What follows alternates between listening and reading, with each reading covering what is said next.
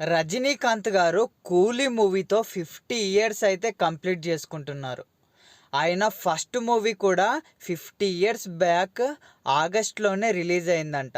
అదే టైంలో ఆగస్ట్లోనే 50 ఇయర్స్ తర్వాతకి ఆయన మూవీ కూడా కూలీ అదే టైంలో అయితే రిలీజ్ అవుతుంది.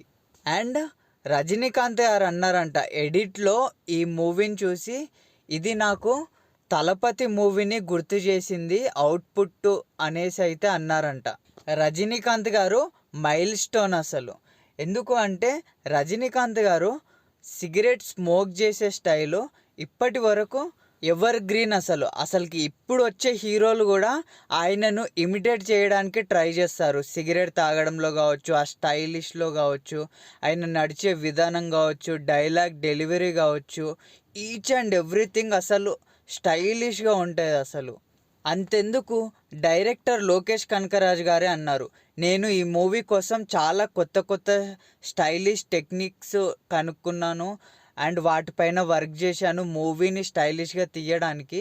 కానీ నేను ఎంత కష్టపడ్డా కానీ రజనీకాంత్ గారు ఇలా ఫ్రేమ్లో నిలబడగానే అదంతా ఓవర్ షాడో అయిపోయి మొత్తం ఆయన వల్లనే స్క్రీన్ ఇంకా బ్రైట్గా కనిపిస్తుంది అనేసి అయితే అన్నాడు.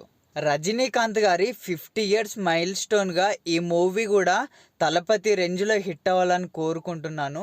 అండ్ ఇప్పటి వరకు రిలీజ్ అయిన టైటిల్ గ్లిమ్స్ కావచ్చు, పోస్టర్లు కావచ్చు, చాలా బాగా అలరించాయి. అండ్ అంతెందుకు, హీరోయిన్ పూజా హెగ్డే గారితో ఒక స్పెషల్ సాంగ్ అయితే చేశారు, మోనికా అని.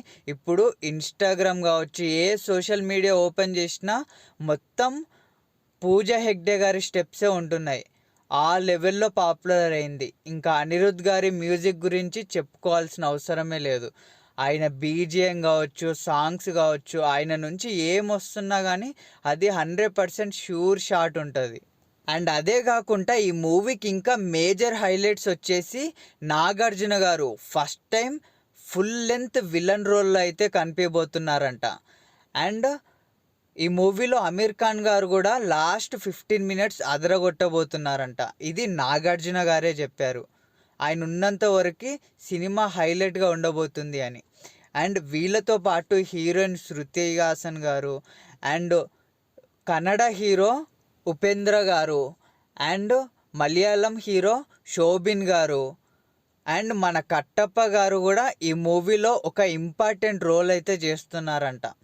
అండ్ ఈ మూవీలో రజనీకాంత్ గారు ఆర్మీ రోల్లో ఉండబోతుంది అనేసి రూమర్స్ అయితే వినిపిస్తున్నాయి. ఇవి నాకు కూలీ మూవీ చూడడానికి కొన్ని మేజర్ హైలైట్స్ అనిపించింది. మీకు ఏమైనా ఇంకా ఈ మూవీలో హైలైట్స్ ఉండవచ్చు అని ఎక్స్పెక్ట్ చేస్తున్న థింగ్స్ ఏమైనా ఉంటే కమెంట్ చేయండి. మీలో ఎంతమంది కూలీ మూవీ చూడడానికి ఇంట్రెస్టెడ్ ఉన్నారో కూడా కమెంట్ చేయండి. And thank you for watching this video.